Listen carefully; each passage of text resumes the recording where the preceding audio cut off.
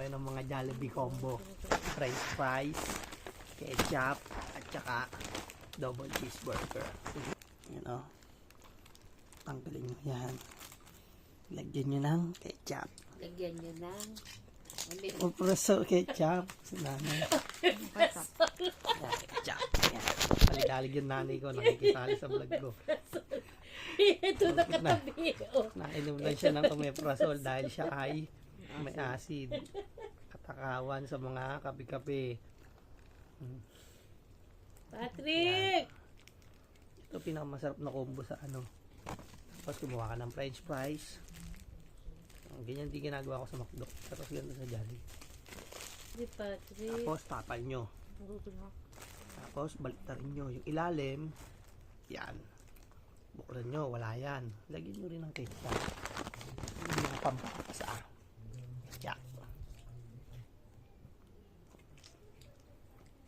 Diba? Tapos, salan nyo lang french fries. Salan nyo. burger? Bala ka. Ayaw Ano? daw niya. Yan o. Double cheese. Then, taklob. Pantak. Lagyan nyo siya. Yan o. Yan o. Bago kagat. Unang kagat. French fries. Aloha. Oh.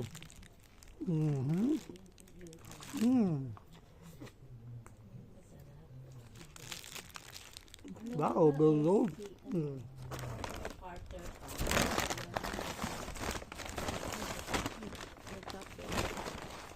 Di man lang sila naglagay ng tissue sa ano.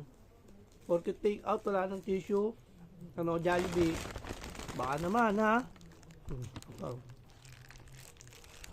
Siyempre sa bahay ko nung kakainin eh. Kailangan ng tissue. Midnight na. Aba naman lang eh.